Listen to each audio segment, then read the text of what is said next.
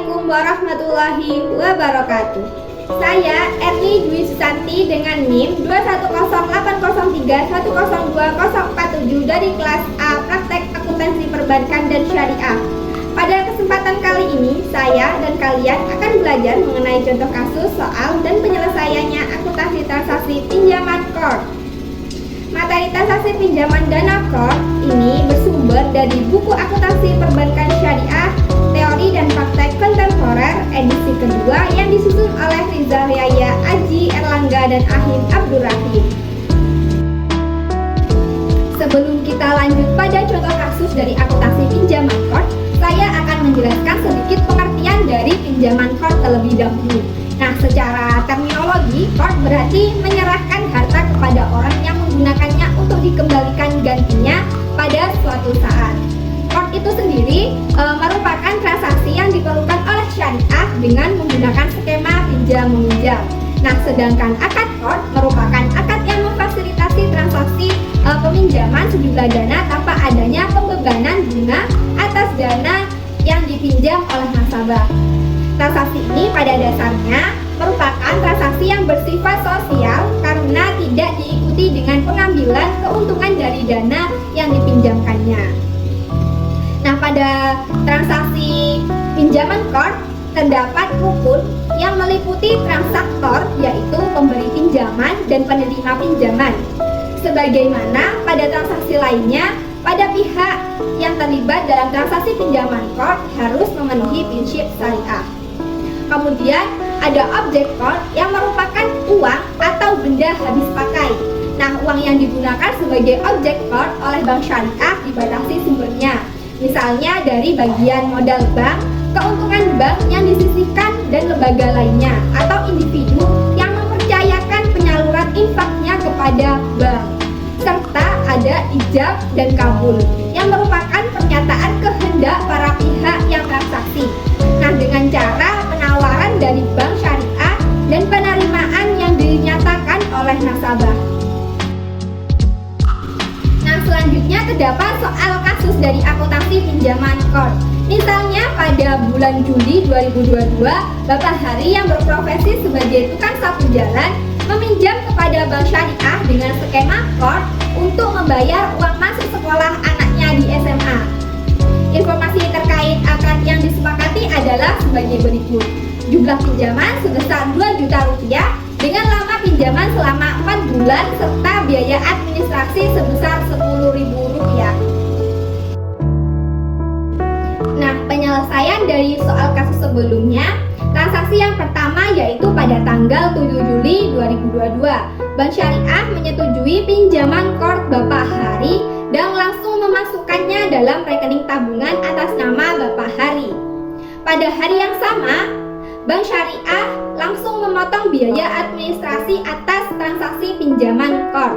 Maka jurnal untuk transaksi tersebut adalah jadi pinjaman core pada rekening nasabah Bapak Hari sebesar 2 juta rupiah dan rekening nasabah Bapak Hari pada pendapatan administrasi sebesar 20.000 rupiah. 20.000 rupiah ini didapat dari kebijakan biaya administrasi bank syariah sebesar 1% dari pinjaman. Jadi biaya administrasinya 1% dikali dengan besar pinjaman, yaitu 2 juta rupiah. Nah, selanjutnya misalnya pada tanggal 7 Juli 2022, tanggal jatuh tempo cicilan pertama, Bank Syariah mendapati rekening nasabah memiliki saldo dana yang cukup untuk pembayaran cicilan. Maka jurnal pendebitan rekening untuk pembayaran cicilan pinjaman core adalah rekening nasabah Bapak Hari pada pinjaman core sebesar 500.000 rupiah. Nah, 500.000 rupiah ini didapat dari perhitungan angsuran per bulan, yaitu total piutang bersih sebesar 2 juta rupiah dibagi dengan jumlah bulan pelunasan, yaitu selama 4 bulan.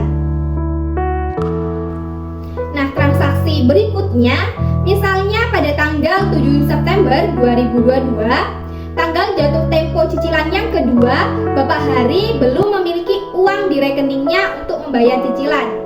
Maka jurnalnya yaitu pinjaman core jatuh tempo pada pinjaman core sebesar 500.000 rupiah. sama dengan transaksi sebelumnya, Rp500.000 itu didapat dari perhitungan angsuran per bulan, yaitu total piutang bersih sebesar Rp2.000.000 dibagi dengan jumlah bulan pelunasan, yakni selama 4 bulan. Nah, transaksi selanjutnya misalnya pada tanggal 20 Juli 2022 setelah Bapak Hari mengisi rekeningnya, Bank Syariah untuk mendebitkan rekening sebesar cicilan tahap kedua yang jatuh tempo, maka jurnal untuk transaksi tersebut yaitu rekening nasabah Bapak Hari pada pinjaman Corp sebesar Rp500.000. Jadi Rp500.000 itu didapat dari perhitungan angsuran per bulan, yaitu total piutang bersih sebesar Rp2.000.000 dibagi dengan jumlah bulan pelunasan, yakni selama 4 bulan. Kemudian transaksi pada tanggal 7 Oktober 2022, tanggal jatuh tempo cicilan yang ketiga, terdapat dana terbatas sehingga Bank Syariah hanya mendebit sebesar Rp200.000. Maka jurnalnya yaitu pada sisi debit, rekening nasabah Bapak Hari sebesar Rp200.000 dan pinjaman Corp jatuh tempo sebesar Rp300.000. Kemudian pinjaman Corp sebesar Rp500.000 pada sisi kredit.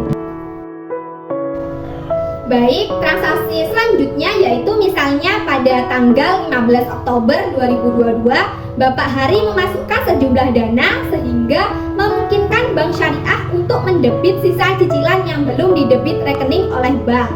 Maka jurnalnya yaitu rekening nasabah Bapak Hari pada pinjaman Corp sebesar Rp300.000. Nah, Rp300.000 ini didapat dari sisa cicilan transaksi sebelumnya. Kasus transaksi selanjutnya misalnya pada tanggal 7 November 2022 waktu pembayaran cicilan terakhir yang juga merupakan waktu akhir periode pinjaman Corp.